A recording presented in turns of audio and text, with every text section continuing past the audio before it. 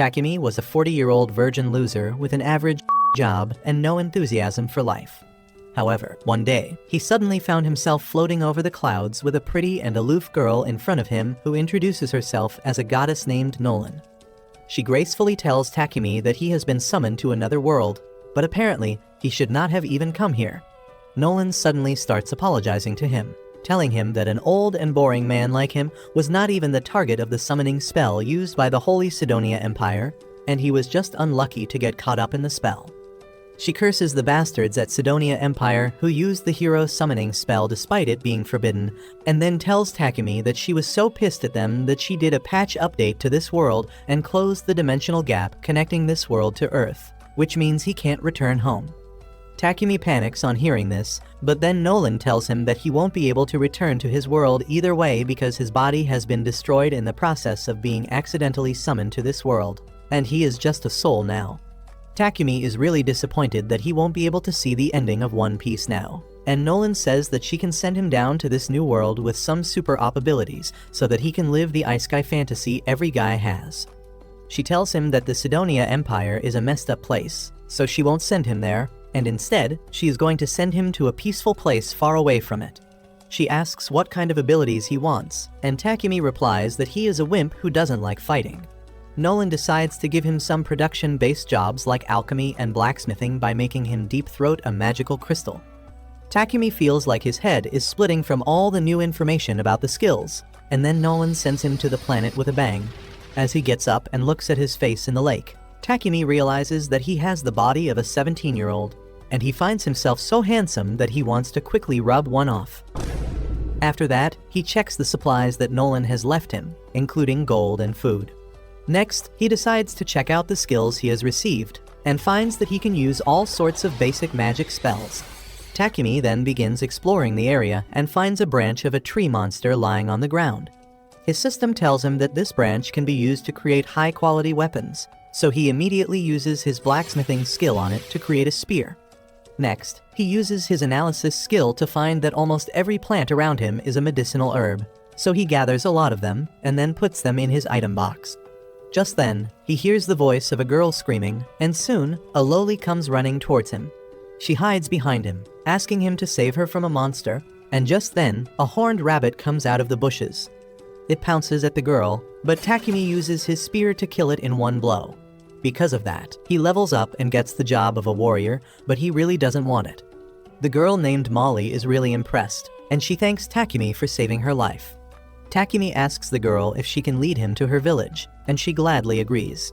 She asks him to take the horned rabbit with him because it tastes delicious, and Takimi immediately stores it in his item box, only realizing later that he should have not displayed his skills so casually. On the other hand, 3 high school students find themselves in the Holy Sidonia Empire, and the Empress Elizabeth herself comes there to welcome them. She tells the confused heroes that she summoned them here to save the world, but the summoned girl doesn't trust her at all. Just then, she gets a special skill from Nolan, which allows her to reach the correct decision just by following her instincts. The girl's instincts tell her that Elizabeth is a dangerous woman, and she must stay away from her. Meanwhile, Takimi reaches the village with Molly, where her parents thank him for saving her. Takimi asks them if he can stay in the village for a while, and they gladly accept him. They introduce him to the local blacksmith, who tells him that not only are the forests around the village rich with medicinal herbs, there is also a natural mine near it, so it is great for all sorts of craftsmen. Takimi is really excited to hear this, and then Molly's parents tell him that they don't have any inn in the village for him to stay in. Takimi says that he can just camp outside, but the blacksmith says they can create a house for him quickly. The villagers gather around and take Takimi to a vacant lot, which he flattens with his earth magic. That uses up most of his mana and gives him a migraine, but the villagers are amazed because magic users are quite rare. They help him in building a house quickly, and Takimi uses his carpentry and blacksmithing skills to put together some furniture for himself. He then fiddles around with his status window and changes his job from a warrior to an alchemist. With that out of the way, he moves on to the ores he mined with the help of the blacksmith. He has copper, iron, and silver ores, along with magic iron ore that can store mana inside it. Takimi is already thrilled at the idea of performing alchemy and converting every sort of material into gold, and he excitedly starts working on the iron ore. He doesn't need a furnace or fancy tools because he can use magic to remove the impurities from the ore and then shape it into a brick. He consumes a lot of mana for doing that, but his excitement forces him to keep working on. Soon, Molly comes to his home to call him over for dinner, but she is horrified when she finds Takimi passed out on the ground, exhausted after using all his mana. She calls her parents over, who lecture Takimi and then give him a mana restoring potion. The next day, Molly and her mom keep a watchful eye on Takimi to make sure he is not overexerting himself again, and that slows down his progress quite a lot. He manages to refine more metals in the following days and even creates some utensils for himself, which levels up his alchemy job. In his free time, he helps the village blacksmith to create high-quality weapons with his magic, and that levels up his blacksmith job class. After that, he goes to Molly's dad and asks to borrow some potions so that he can try and copy their recipe. Molly's dad lets him borrow some basic potions and tells Takimi that he can sell the potions he makes to him later. Takimi then goes home and starts cooking while praising Jesse Pinkman and Walter White. He makes some magic blue drugs like his idols, but finds that the color is different from the original recipe. The next day, this junkie goes to the forest and begins eating any poisonous plant he finds, and then purifies the poison so that he can gain resistance to poison and improve his purification magic level. As he is recovering from eating a specially dangerous plant, a giant armored boar attacks him. Takimi panics on seeing the monster. He tries fighting back with his spear, but it shatters on contact with the boar. Takimi barely dodges its first attack and then shoots magic attacks at him, but neither of them do any damage. As he backs away, Takimi suddenly stumbles across a poisonous spider that is badly injured. He thinks that he will have to fight two monsters at the same time now, but then the spider jumps on the boar's face, distracting it. The boar hits some trees to get the spider off his face and then resumes his attack on Takimi. Takimi is at his wit's end now, but then suddenly, he gets an idea that is really risky, but it is the only way he can win. The boar charges at him, and instead of dodging, Takimi just leaps towards it. He uses his alchemy skill to decompose the boar's brain, killing it instantly. After that, he stumbles towards the injured spider, and to thank it for helping him earlier, he heals its injuries. With that, Takimi starts heading back, but then his system tells him that he has tamed the poisoned spider. Takimi freaks out, but the spider looks at him with puppy eyes, and he is forced to accept it as a pet.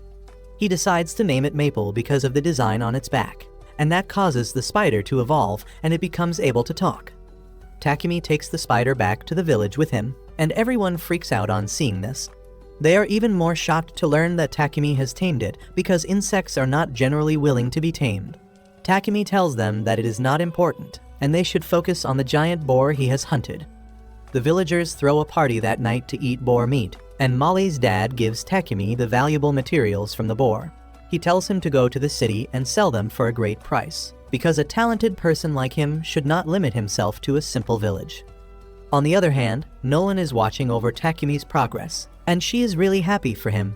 Just then, another goddess arrives there and asks Nolan if Takimi is someone special, because not only did she give him a new body and special powers, she also sent him to the world 1 year before the summoning by the Sidonia Empire. A couple of days later, as Takimi wakes up, he suddenly finds himself cocooned by Maple's silk threads.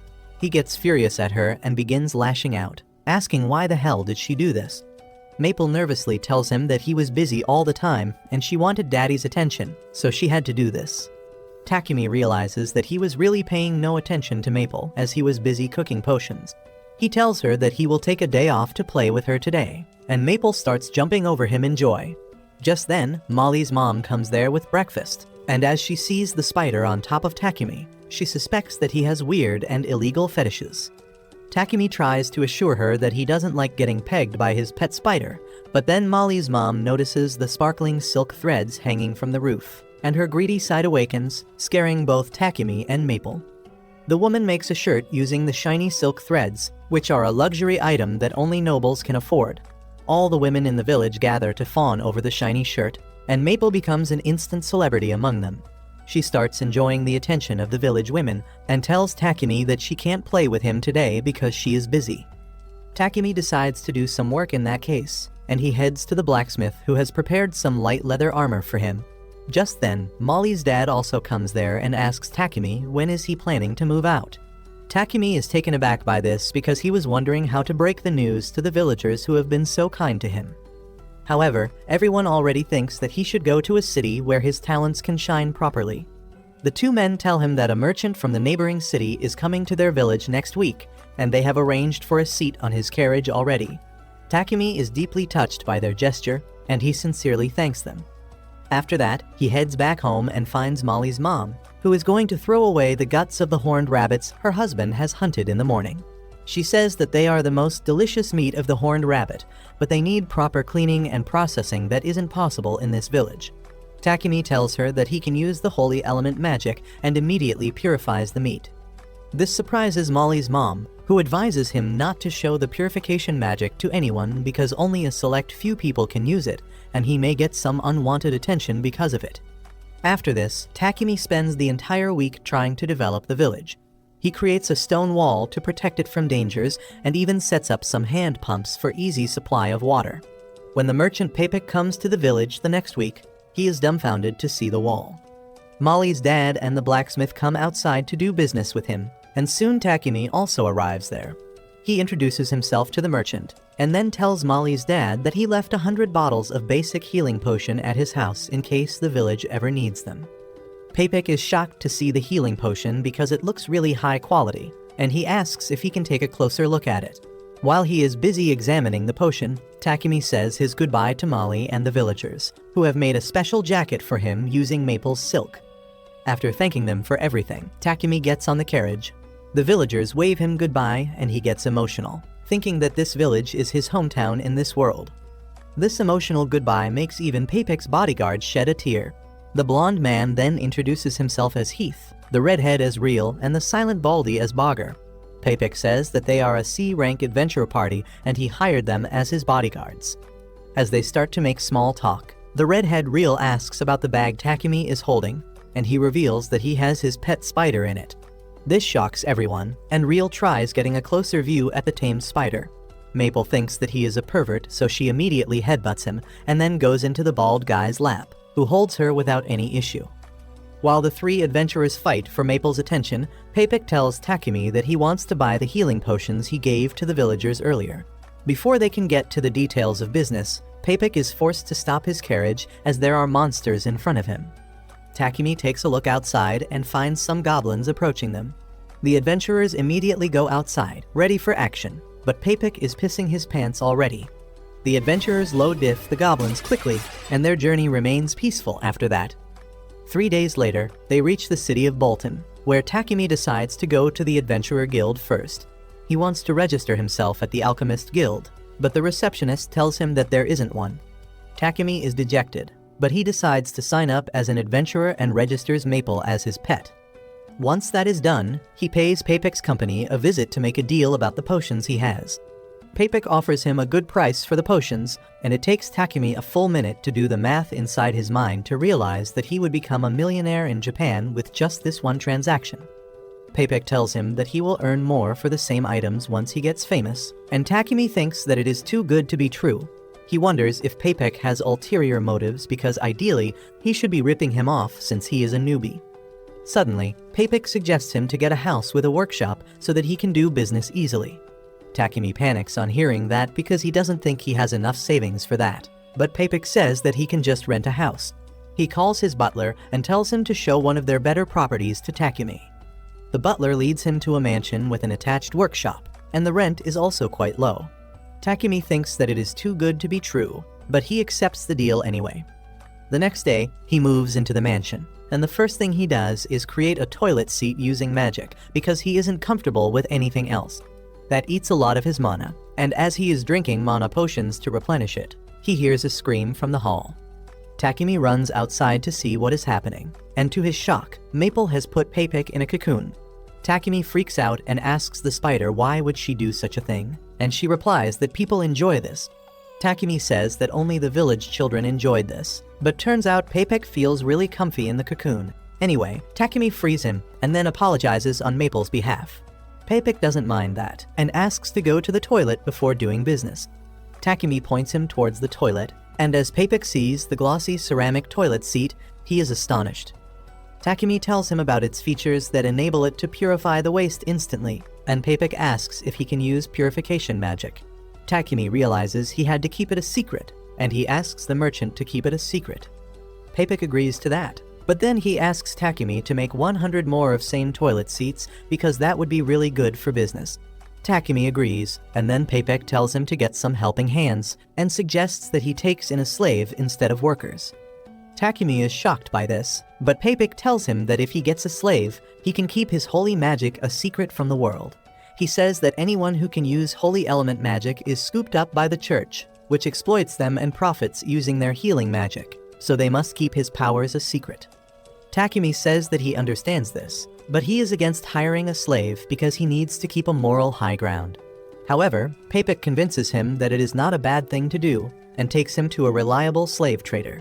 As he goes inside to get someone, Takimi decides to take a walk in the beautiful garden there. Suddenly, his eyes meet a pretty elf girl, but she coldly tells him to go home, confusing him. The elf repeats her sentence, telling him that this is not a place for a child like him, so he should return where he came from. Anyway, Takimi soon visits the goth MILF that runs the slave company. After the introductions are over, Papik tells the goth mommy that Takimi is not comfortable with using slave contracts because it is something against his morals. The mommy tells him that he doesn't need to worry about that, because in their country, the rights of slaves are protected. She gives him a general gist about the slavery laws, which state that the owner has to respect the basic human rights of the slave and provide them with food, clothing, and shelter. They can't harm the slaves seriously either, and forcing them to do things that were not mentioned at the time of the contract is also forbidden. Takimi finally realizes that this is much better than what he imagined at first, and then the goth mommy begins telling him about the types of slaves. First, there are the people who became slaves because of a debt they couldn't pay, and they must be released when they have worked enough to pay the debt.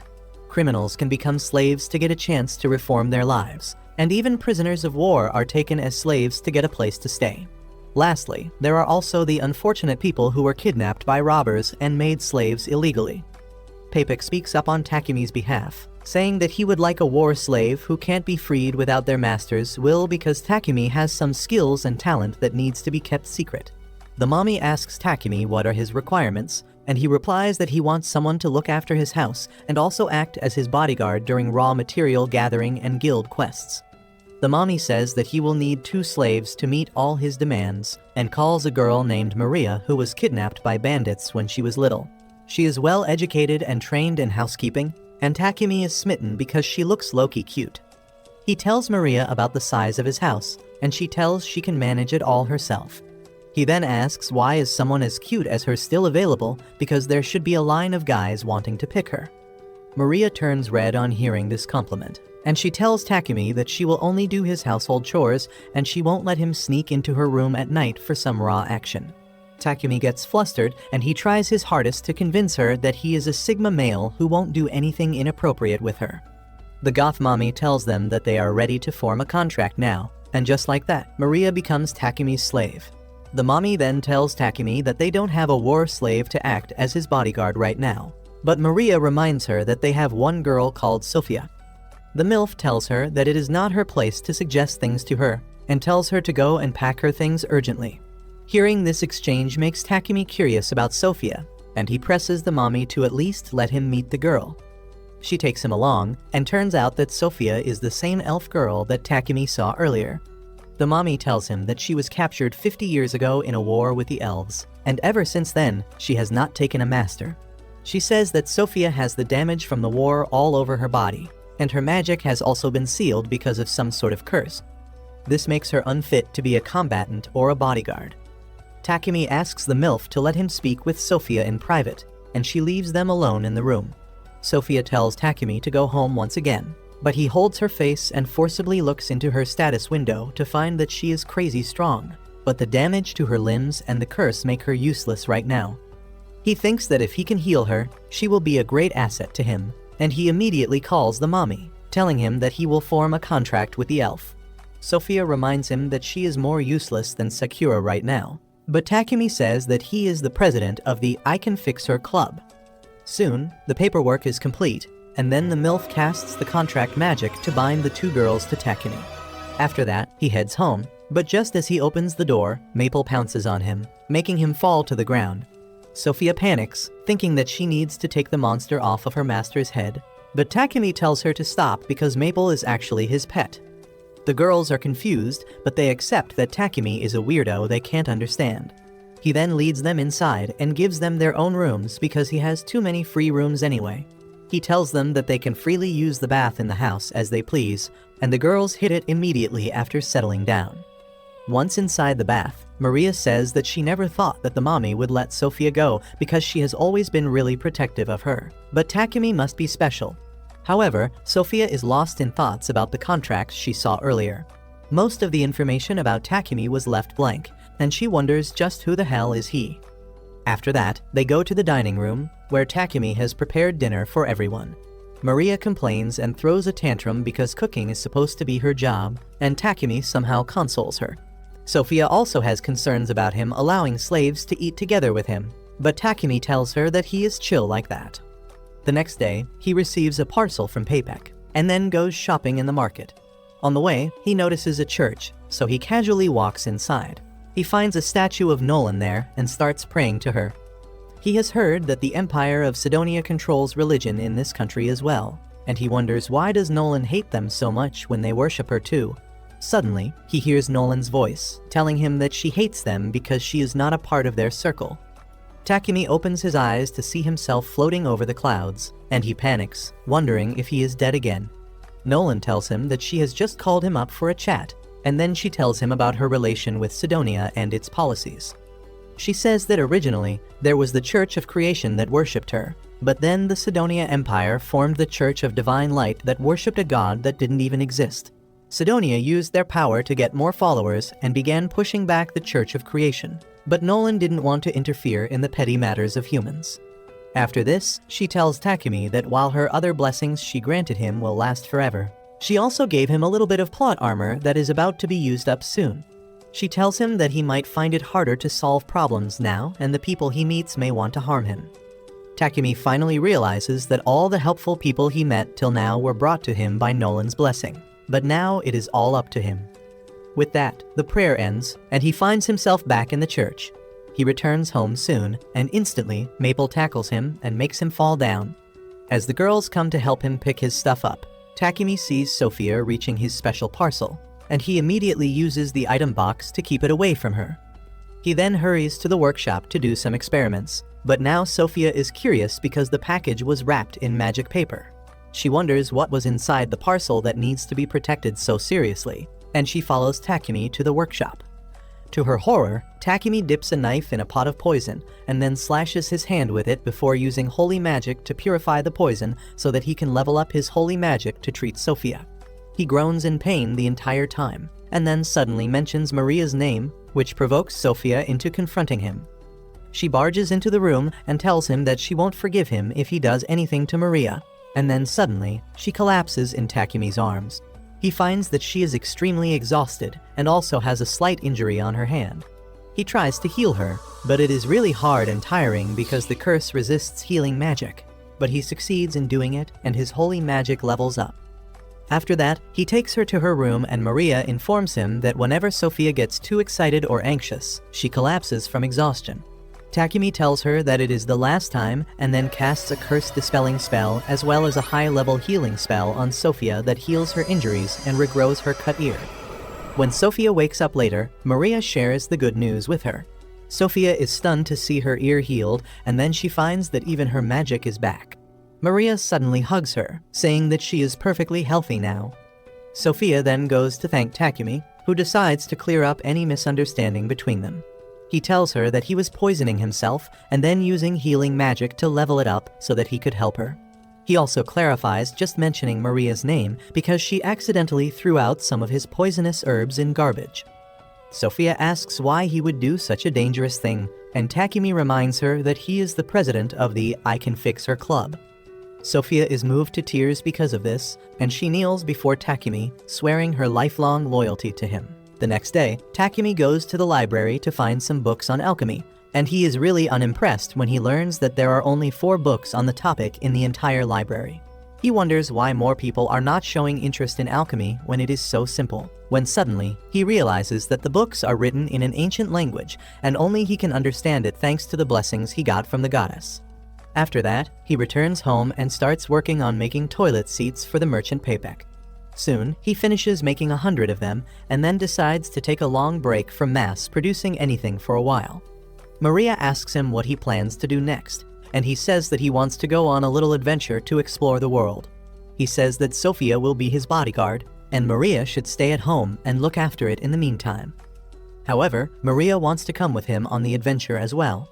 Takimi gets nervous on hearing her request because he is not sure about taking a non-fighter into unknown areas, and he also needs someone to watch over the house. Maria starts crying, saying that being left alone to look after the house without Takimi, Sophia, or even Maple is like being a toilet in the middle of a scorching desert. Takimi wonders why this stupid redhead has to think of such weird examples, but he still doesn't really think that he should take her along. Maria comes close to him and gives him the emotional appeal with her puppy eyes. Takimi starts to feel his defenses crack down, but before coming up with a decision, he decides to check Maria's stats. He holds her face and looks into her status window to find that she is a full-fledged battle maid and her stats are even better than him. Takimi is surprised by that, and Maria again requests him to take her along. Sophia finally stands up and asks Takimi to let Maria come with them, because she can teach her some fighting skills on the way. After hearing that, Takimi finally accepts Maria's request. He then leads the girls into his workshop so that he can create weapons and armor for them. He asks them what kind of weapons they want, and Sophia immediately starts listing different types of weapons for different situations. Maria says she is good with short swords and knives, but Sophia decides to teach her how to use a spear because knives don't have that much attacking power. So while the girls train with spears, Takimi gets busy using his blacksmith skills and creates different weapons for them. He even carves designs on the weapons just for funsies, and then casts enchantment spells on them so that they become more durable. He then looks at the knives he made for Maria and then begins imagining them strapped to her juicy thighs. That gives this pervert a serious nosebleed, but he is not done yet. He realizes he needs the measurements of the girls to make armor for them, but if he tries measuring them, he will probably die because of nosebleed. That is why he uses one of his skills to create wooden puppets that look just like Maria and Sophia. Thankfully, Maple arrives on the scene before he can start dry humping those puppets. Takimi asks for some spider silk from Maple, and then begins designing the armors with the passion of an incel. A few days later, he is finished with the armor that looks like regular clothing, and the girls are impressed by how well it fits them. Sophia asks Takimi how did he know about their measurements so exactly, and he shuts up Maple before she can reveal his dirty secret. He asks them to check their weapons first, and then gives them magic rings made from mithril that will help them cast spells quicker. After that, the three of them head to the Adventurers Guild so that Maria and Sophia can register as adventurers. Once that is done, Takimi registers the three of them as a party. The receptionist then tells him that it is almost a month and he has to do a mandatory quest to keep his adventurer license, and Takimi tells him that he is here for the same thing. He goes to the quest board to pick an easy quest, when suddenly, a bunch of fat, ugly losers come there. They start telling the girls to join their party because they can guide them better than the twink. Takimi can't let that slide, and he goes ahead to confront the human hippopotamus. Even though he is terrified internally, he can't let anyone talk to his girls like that. He tells the hippopotamus that judging by his size, his mother should be so heavy that even Superman can't lift her. This enrages the fatty who punches Takimi, but he had already used a spell to turn his body into metal. Hippo ends up breaking his hand because of that, and just as his lackeys are about to attack Takimi, the guild master arrives there and yells at them to stop. He looks at Hippo's broken arm and asks Takimi if he did that. Maria tries standing up for him, but the guildmaster doesn't believe her. Luckily, the receptionist comes there and explains what happened to the bald man. The guildmaster Barak tells the gang of losers to get lost and then calls Takimi's party in his office. He demands Takimi to reveal what he did to Hippo, and he hesitates initially, but when the receptionist says that he saw faint traces of mana, Takimi realizes he can't keep it a secret.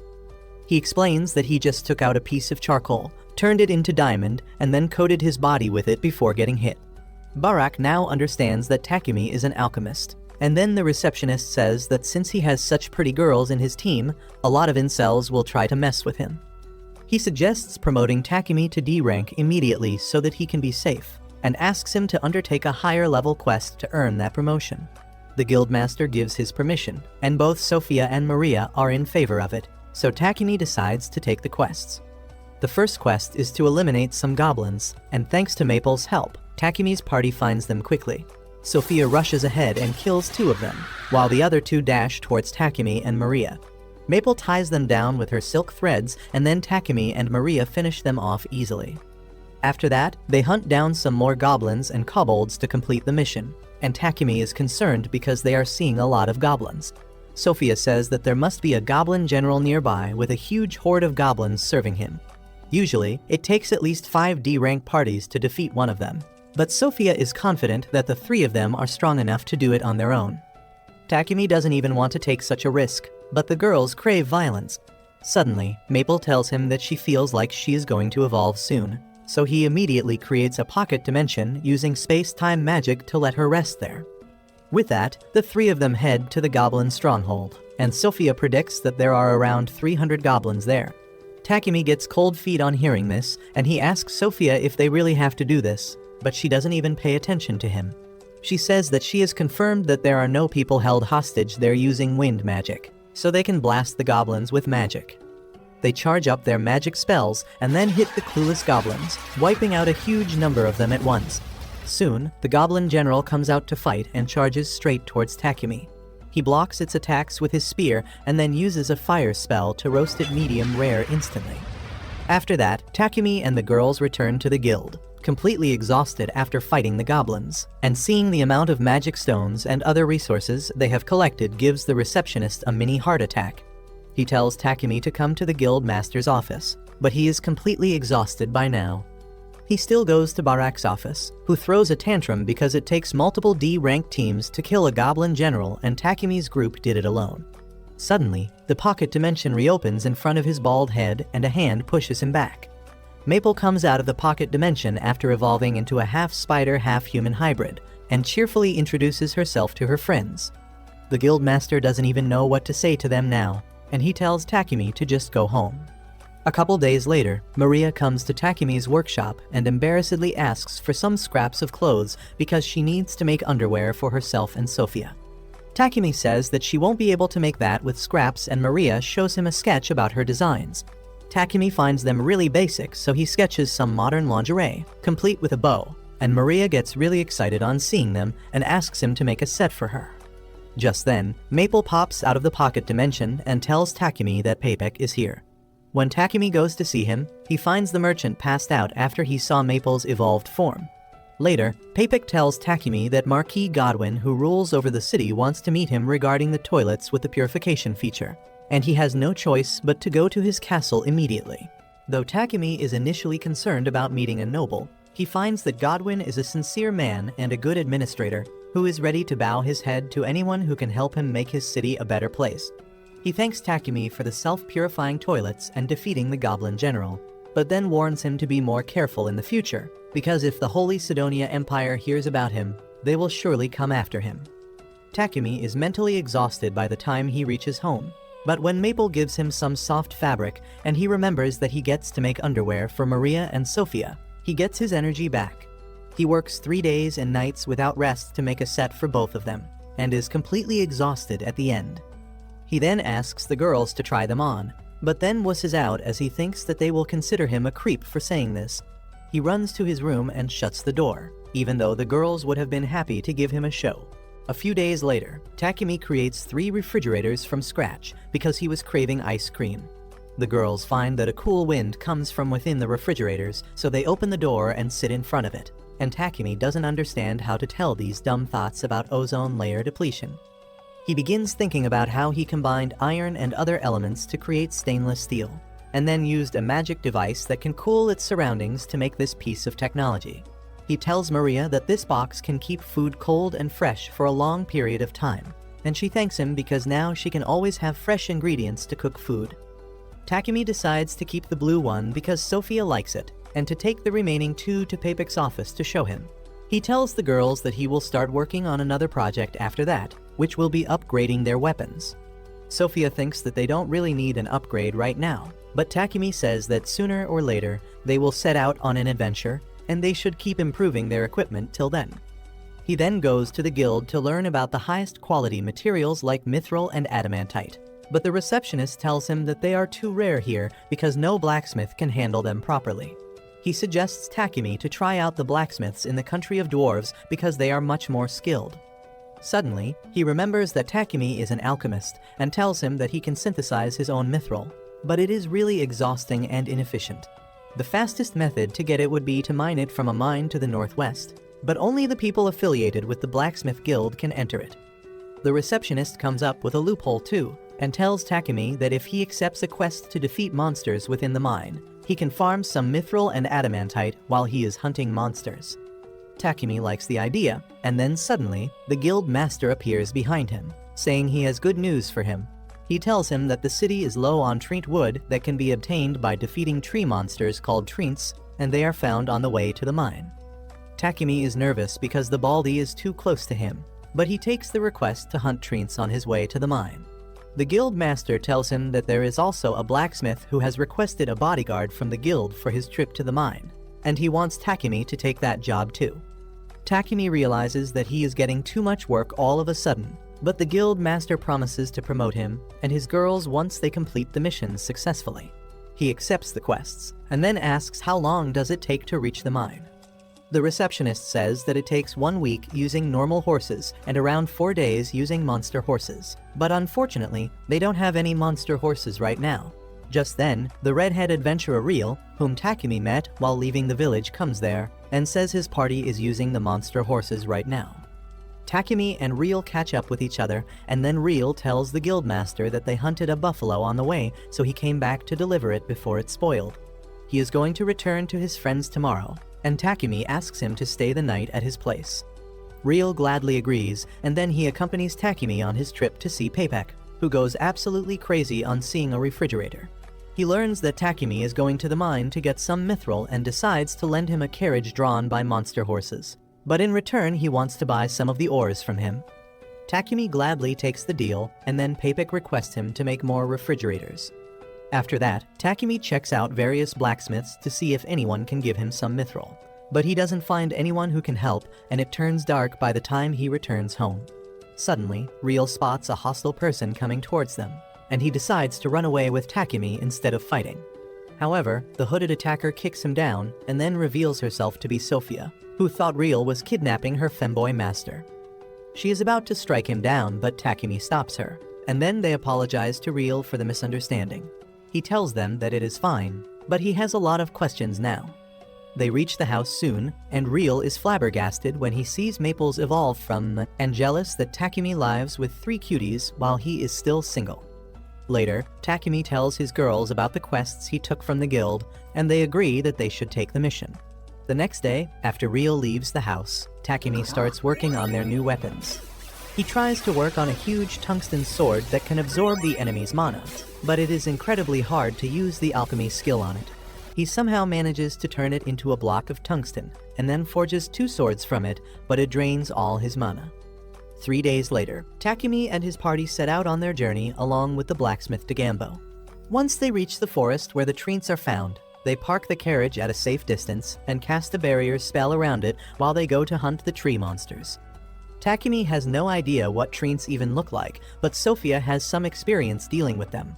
She can tell which trees are actually disguised treants, and on her cue, Takimi decides to attack the first one they find. The tree monster tries to fight back, but they easily block its attacks and take it down. Suddenly, a huge horde of treants surround them, and Sophia tells Takimi that they should use magic to deal with them quickly. They use wind magic to beat the tree monsters, while Maria buries them alive with earth magic. Takimi keeps using his weapons to fight in between as well, leveling up his fighting-related skills. Just as they think they have defeated all the treants, their boss comes there. Sophia uses her magic to cut its branches, and Maria and Maple also support her. But the boss treant regenerates its branches quickly and keeps attacking them. Sophia tells Takimi to enchant his sword with fire magic and attack the treant's main body to defeat it, and he immediately does that. He covers his sword with fire and then stabs the monster with it, killing it. The monster drops 2 fruits on death, and Sophia says that they are a rare item called miracle apples. The next day, they reach the mining city of Horus, and the blacksmith gives them their quest, which is to defeat iron moles who eat the ores from the mine. Soon, they head into the mine, and thanks to Takimi's maxed out luck, he quickly finds both mithril and adamantite ore. Suddenly, the ground starts shaking and Maple senses that some monsters are approaching them quickly. Everyone gets ready to fight, but then Takimi comes up with an idea to end things quickly. Just as the iron mole pops out of the ground, he creates a bright light with magic, blinding and stunning it. Sophia easily kills the mole after that, and Takimi explains that since moles live in darkness all the time, they are not used to bright lights. The girls are disappointed that the fight ended so quickly, especially Maria, who wanted to show off her skills. Anyway, they are able to mine a lot of ores without any disturbance, and they soon return to their home city. Takimi goes to Dagambo's workshop to learn the basics of handling mithril and adamantite. He spends the next few days like he is preparing for the final round of Forged in Fire, and at the end, he manages to combine various materials with the ores to create mithril alloys with different element attributes. He uses them to modify their armors to make them lighter and more durable, while also enhancing their attack power at the same time. He tells the girls that their armor will boost their magic attacks, while his armor will allow him to run like the Flash. He decides to show them a demo, but he can't control his speed and ends up embarrassing himself by French kissing the wall. He tells the girls to forget what they saw and then moves on to the weapons he has made. He gives a wind spear to Sophia and a fire spear to Maria, and both of them are really glad to receive it. Sophia tells Takimi that her main job is to protect him, and she will sacrifice her life for that. She says that she wants a sturdy shield to do her job properly, and Takimi says he will make her one, but asks her to value her life more. He makes the shield for her, but gets really exhausted by the time he is done. And Sophia thinks that there is too much burden on Takimi because he is the only one who can do skillful work here. She wishes that he gets an assistant who can help him with the technical work so that he can be more relaxed.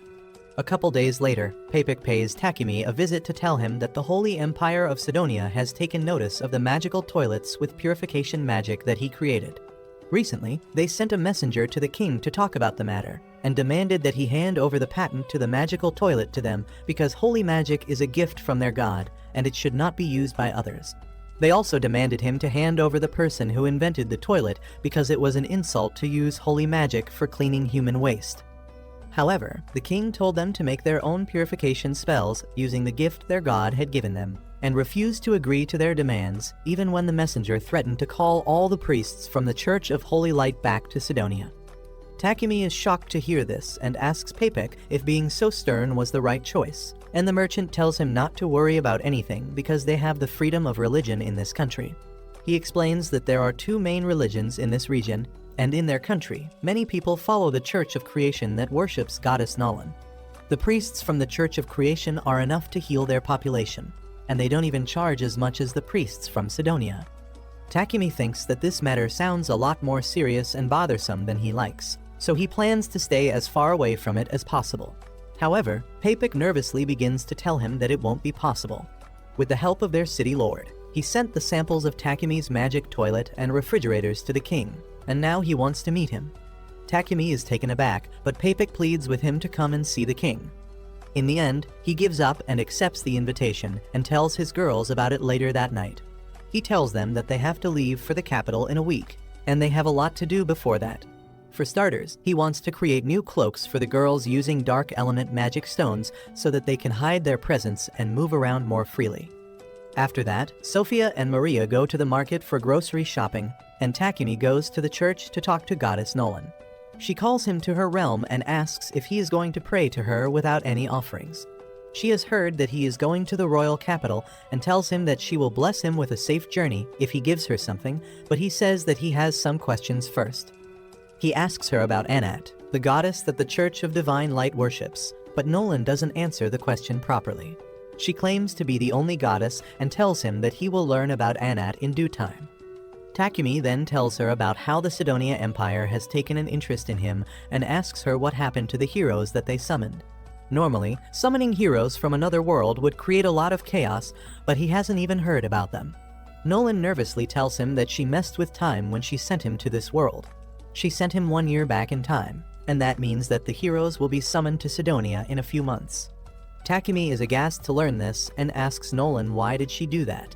Instead of answering his question, she just tells him that visiting time is over and then knocks him out with a slap to his forehead. When Takimi opens his eyes, he is back in the church and he starts to wonder what is Nolan trying to hide from him. Anyway, since he doesn't plan on meeting the heroes, he decides to forget about it. Soon, he finishes making the presents concealing robes for Sophia and Maria, and then tells them that they are going to make a carriage next because he is tired of borrowing one every time they have to travel. The girls are really excited to hear that, especially Maria, who tells Takimi that they should look for a monster horse to carry their carriage in the forest outside the city. And if they are lucky, they can find even stronger beasts. They head to the forest immediately and Maple is really excited to get another monster to join their group. Suddenly, a wolf monster comes out of the bushes and rushes towards them, but instead of attacking them, it just runs past them. Takimi realizes that his presence concealing robes are working well, but Sophia doesn't like them because she wants to fight some monsters to train. She soon kills a wild boar monster and Sophia decides to gather its meat for their journey. At the same time, Takimi and Sophia find a dead tree nearby, and they decide to gather its wood to make the carriage. While the three of them are farming resources, Maple gets bored and irritated by them, so she goes ahead alone. She finds a lot of dead trees on the way and decides to find out who killed them. As she hops through the forest, she finds an injured dragon horse and immediately approaches it. The dragon horse attacks her with a lightning bolt, and seeing it so scared and hurt reminds Maple of the time she met Takimi. She tells the horse that she has an amazing master who can heal him, but just as she is about to leave to call him, two ant monsters come there. She realizes that they were the ones who injured the dragon horse, so she ties them with her web and tosses them to the horse, who Pikachus the crap out of them. Suddenly, the entire colony of monster ants arrives there, and Maple creates a barrier with her silk threads to keep the horse and herself safe. The monster ants begin tearing the barrier, and Maple tries to contact Takimi using telepathy. However, he doesn't answer, and she fears that he got so lost in harvesting the treat wood that he forgot about her. She loses hope, thinking that no one is coming to save her because they forgot her and went home. And then the dragon horse also collapses. Within minutes, the monster ants tear the barrier completely, and Maple clings to the dragon horse as she thinks that she is going to die. However, she soon feels Takimi's hand on her head, and as she sees him, she immediately hugs him while crying. Sophia and Maria have cleaned up the monster ants outside. Maple cries as she asks Takimi why didn't he answer when she called for him, and he tells her that her thick silk barrier was in the way of the telepathic connection, but he came rushing to find her as soon as he felt their connection weaken. Maple gets emotional and then tells Takimi to save the dragon horse. He tries to use healing magic on it, but the dragon horse resists even though it is unconscious. On top of that, Sophia senses that more monsters are coming towards them, and she tells Takimi that they have to leave now. Maple begs him not to leave the dragon horse behind, and he decides to put it in his pocket dimension along with Maple. Sophia tells him that it is very risky because if he puts a monster he hasn't formed a contract with in his pocket dimension, it will put a great strain on his body. But Takimi tells her that he is alright. He starts trembling mid-sentence and says that he will be fine if he drinks some mana potions, but before he can even do that, he loses consciousness. The girls carry him back home, but even after half a day passes, he still doesn't wake up. Sophia says that despite being unconscious, Takimi is keeping the dragon horse in his pocket dimension, and that will only increase the stress on his body. She says that the only way to make things better is if Maple opens the pocket dimension from her side. To contact her, Sophia kisses Takimi's hand and follows his mana flow to reach Maple. She asks about the dragon horse and learns that she is still scared. Maple fears that she will react violently if they suddenly bring her out in some unfamiliar place, so Sophia suggests her to create a barrier like she created in the forest, because that will block the dragon horse's vision and keep her in control. Maple likes the idea and says that she will bring the horse out in the garden. After that, Maria decides to take care of other things around the house, while Sophia stays with Takimi. He wakes up the next morning and finds that Sophia has fallen asleep holding his hand. She gets emotional to see him awake, and Maria just watches them from outside the room and starts shipping them. After that, Takimi goes to the barrier where Maple has been looking after the dragon horse. She tells the horse that her master can treat her, but she has to cooperate. Takimi successfully tames the dragon horse quickly and then uses a powerful healing spell to completely heal all its injuries, and the residual energy burns away the silk barrier. Everyone is happy to see this, and then Maple asks Takimi to name the horse. He names her Camellia, and Maple hugs her new friend, welcoming her to the family. A couple days later, Takimi decides to visit his blacksmith friend because he wants to make some horseshoes for Camellia, and there is some work that needs to be done in the carriage too. Sophia is worried that Takimi is working too hard lately because he has recently got an order for refrigerators and potions from the merchant Papek. She tells him to get some rest because he has not fully recovered from the incident with Camellia yet, but Takimi assures her that he will be fine. He decides to pay the Adventurers Guild a visit too and finds one boy causing a commotion about a monster. Takimi asks the receptionist for the tea, and he gives him a rough sketch of a monster many people claim to have seen around the city. He doesn't believe that their reports are accurate, and since there has been no damage done till now, the guild hasn't done anything either. He then asks Takimi for his business and learns that he is here to register another pet. The receptionist promises that he won't be surprised by whatever monster Takimi brings out. Takimi opens the pocket dimension and Camellia pokes her head out of it with Maple on her back, and the terrified receptionist immediately matches their silhouette with the sketch of the monster. Everyone in the guild starts panicking as they recognize the combo of Camellia and Maple as the monster they saw, and before Takimi can even comprehend it, the guild master sternly tells him to come to his office. On the other hand, Sophia visits the slave merchant she once belonged to and asks if she has any slave that can help Takimi with his technical work. The goth mommy tells her that she doesn't have anyone suitable for that right now, but says that she will try contacting her friends in the business to see if they can help. The goth mommy remarks that Sophia has changed a lot ever since she entered a contract with Takimi. Sophia doesn't understand what she means, so she just thanks her and leaves on her way, where she runs into Maria, who is in the middle of her grocery shopping. They decide to pick Takimi from the blacksmith's shop, but they are aghast when they see him sleeping on a pile of wood and humping a log in his sleep. The blacksmith tells the girls that Takimi was too exhausted, but still kept working hard, so it was natural that he would collapse midway. He says that there is no danger to him right now, but if he continues his toxic work schedule, he might fall asleep forever. Anyway, the next day, Takimi completes his luxurious carriage, and the girls are left dumbfounded when they find that the carriage is bigger on the inside. Takimi tells them that he saw a lot of Doctor Who in his childhood, so he used spatial magic to expand the interior of the carriage.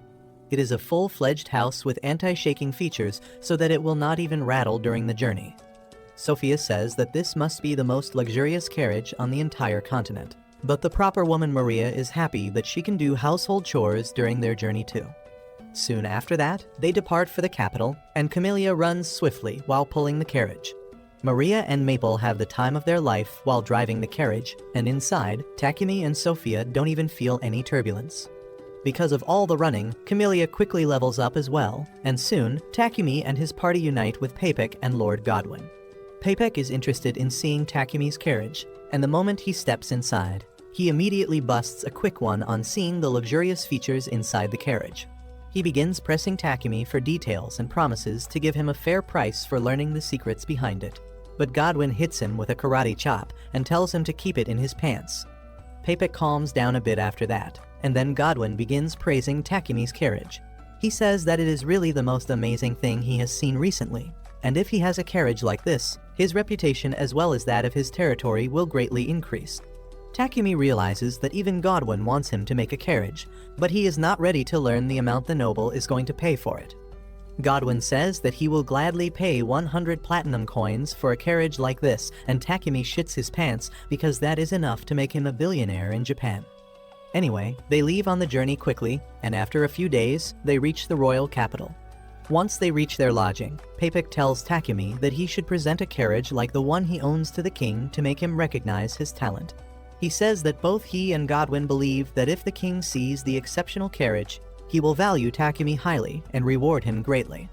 Since their meeting with the king is after 5 days, Papek believes it will be hard to create a carriage by then. He suggests Takimi to start working on it as soon as he gets back home, but Takimi says that he can do it in 5 days because that will be more convenient for everyone. However, he needs the materials and a place to work, and Papek is more than happy to arrange it for him.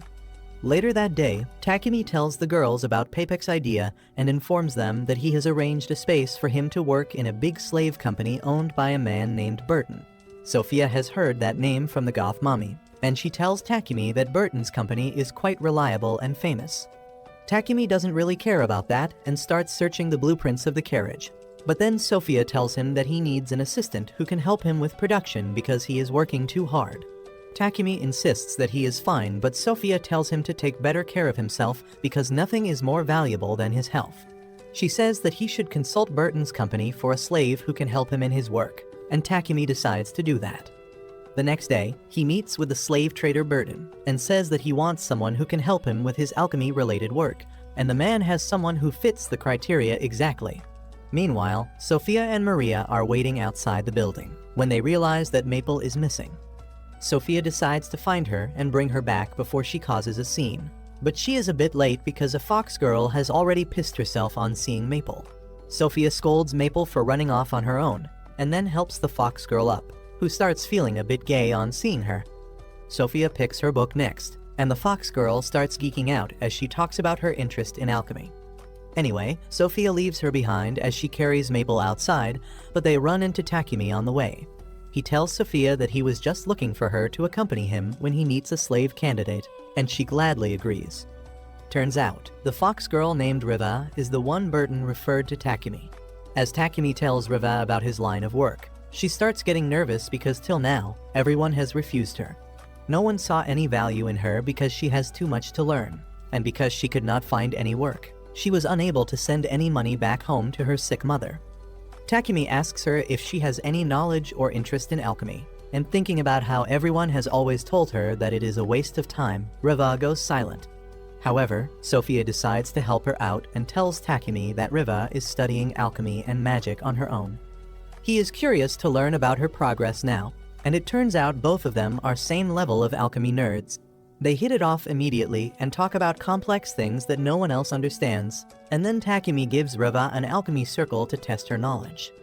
Riva immediately starts analyzing the circle and realizes that it is the recipe of making sweets, but she can't find what exactly it means. She tries searching the book for answers, but there is nothing in there. She gets desperate because she fears being rejected again, but in the end, she can't find anything and starts crying. She tells Takimi that the alchemy circle talks about an ingredient that they don't use in her hometown, and then breaks down, thinking that she screwed up another chance of getting a job. However, Takimi just gets up and stretches his hand towards her, inviting her to join his party. Riva is shocked to hear this because she didn't solve his question, but Takimi assures her that she showed enough understanding of alchemy to pass his test. With that, the slave trader uses the contract spell to pass Riva's ownership to Takimi, who tells her that she will get daily wages and raises based on her abilities. Riva requests him to send all her wages to her village because it is a very poor place, and Takimi is surprised to hear that. Riva explains that she sold herself into slavery to earn some money for her family, but that is not going to last long, and she wants to keep helping her mother and her younger brother.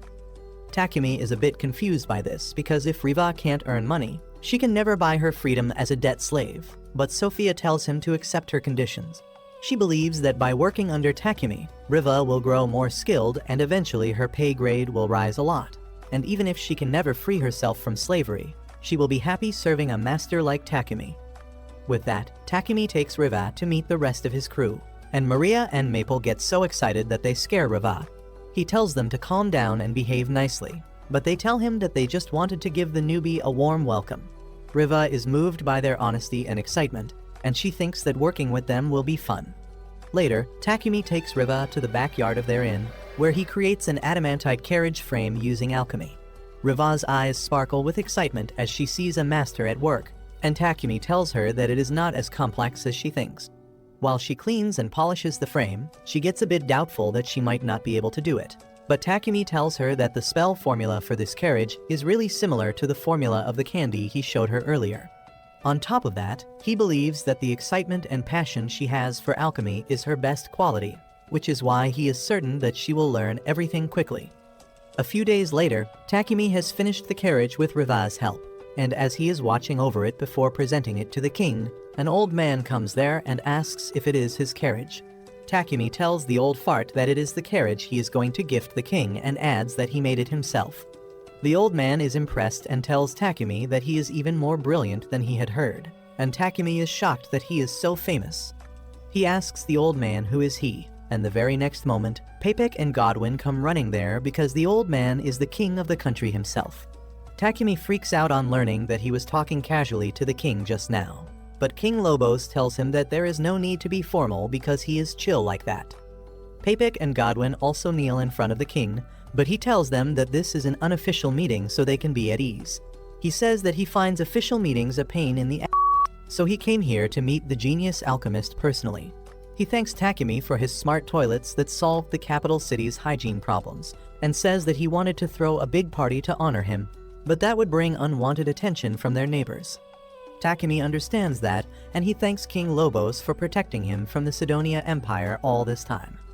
After that, Takimi presents the carriage to the king, receives his reward, and then heads back home. Meanwhile, the king tells his assistants to make sure that no one knows that he met Takimi today. His assistant says that he will take care of it, but once they start exporting the unique magic devices that Takimi is making, he will become more famous than he wants to be. A few days after that, Takimi returns to his house, and he officially purchases it from Papik instead of just renting it. With that out of the way, he decides to discuss the wages of his slaves, but Maria and Sophia don't want any money because all their needs are being met and Takimi gives them a little pocket money from time to time. He doesn't like this because it makes him seem like a greedy capitalist who underpays his employees, and he tells them to think about their future, especially of the time they end their contract with him. Sophia declares that as an elf, she is going to outlive Takimi, and she plans to spend her remaining life guarding his grave. Maria says that she just wants to live a day more than Takimi so that she can have her grave next to him, and he is left speechless in front of these simps. The next day, Riva tells Takimi that she also wants to register as an adventurer so she can level up and be more useful to him, and he thinks that is a solid idea. He immediately gets her registered, and the receptionist even arranges to send money to Riva's home from her monthly wage.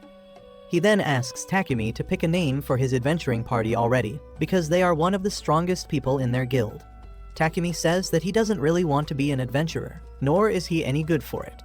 Unfortunately, the guild master hears him, and he decides to train Takimi without even asking for his consent. The training just involves the Baldy pounding Takimi left and right without any lube, and Riva just watches in horror as she sees her boss being thrashed. The guild master keeps asking Takimi to think of a party name during his so-called training session, and each time he comes up with a cringe name like Diddy Party, he gets yeeted high into the air. When Takimi returns home later, he is completely bruised and battered, and he asks the girls to suggest a party name so that he can be safe from Baldy's torture the next day. Maria and Riva give him ideas that Takimi fears will earn him even more ass-whooping, and on the other hand, Sophia is furious at the guildmaster for leaving Takimi ragged. She decides to teach the old Baldy some lessons, but Takimi asks her to stop because it was just training, and he leveled up some useful skills because of that. Sophia somehow calms down on hearing that, but Takimi realizes that his troubles are not yet over. The next day, he gives Riva a magic ring to activate spells quickly and a magic staff to boost her power. He also gives Maple Wolverine claws so that she can also have a weapon. After that, the guild master visits him to continue his training, and each time Takimi tells him a lame party name, he slams him to the ground. Takimi fears that at this rate Sophia will snap and end the old dude's career, but to his shock, she has turned against him as well. She tells him to stop being a bitch and try harder to defend himself from the guild master's attacks. After that, they go to the guild, where the receptionist hands them an escort mission, and Takimi is not really confident if he can do it. However, his girls are eager to take the mission as it will get them promoted, and Takimi decides to accept it. Soon after that, they leave on the escort mission, acting as the bodyguards of a senior executive at Papik's company. He tells Takimi that they are going to sell the purification devices at a faraway town, which is famous for its dairy products. Takimi is surprised to hear that they have dairy products in this world, when suddenly, his girls warn him that they have spotted monsters ahead. There is a turf war going on between unicorn wolves and goblins in front of them, and Maple decides to stop the war by telling Camellia to Pikachu everyone, killing them instantly. A couple days later, they reach their destination, and while the merchant does his business, Takimi takes his party to try some dairy-based dishes. He orders cream stew at a restaurant, and though it is not as good as the stews he had back on Earth, it is similar enough to give him nostalgia. At night, they try grilled cheese sandwiches, and the feeling of nostalgia begins to dig deeper into Takimi's heart. Now he craves to eat some rice as well, and Sophia tells him that they have a crop like that, but it is not produced in their country. Takimi is delighted to hear that they at least have rice, but when Maria tells him that they were selling it in the capital, he is devastated because he lost out on a golden opportunity. Sophia asks him why does he want to eat rice so desperately, and Takimi can't tell her that he is Asian because she won't understand. He just tells her that he has heard rumors about it and wants to try it out. He then turns the question towards her, remarking that she has been away from her home for many years now. He asks if she ever feels nostalgic about her hometown or the food she ate there, and instead of giving him a straight answer, this starts licking his boots. She says that for years, she was trapped in a cage because of the curse, till Takimi freed her and gave her a chance to live freely. She says that she enjoys every moment of the present and looks forward to the new adventures they will have. She thanks Takimi for giving her wings, and he suddenly gets an idea about their party name. He thinks that he got wings when he came to this world as well, and the one who gave them to him was Goddess Nolan. He asks the girls how does the name Wings of Nolan sound for their party, and everyone thinks it is really cool and stylish. 2 days later, they finish their mission and return home late at night, but as soon as they enter the house, Takimi begins to feel weak. He immediately realizes that there is a poisonous gas inside the house, but it is already too late because the assassins who have attacked him have taken his girls hostage. Everyone is weakened by the poison, so they can't fight back, and one of the assassins gets close to Takimi to kill him. However, Maple was hiding in the pocket dimension, and she manages to disarm the assassin, giving Takimi the chance to knock him down. The other assassin abandons the hostages and runs to attack Takimi, only to get knocked out too. After that, Takimi cures the girls and dispels the poison, and they are glad that no one is harmed. Maple tells them that there were more assassins around their house, but she spotted them while taking Camellia to the stable earlier and already put them in cocoons before coming to help Takimi. Everyone realizes that this is a serious issue, and Takimi immediately calls for the guild master and the knights, who arrest the assassins and take them away. The guild master tells Takimi to immediately tell Lord Godwin about this matter, because these assassins were most probably sent by Sidonia Empire, and ignoring them would be the worst mistake he can make. If you liked this video, please consider subscribing and watch the video on your screen next.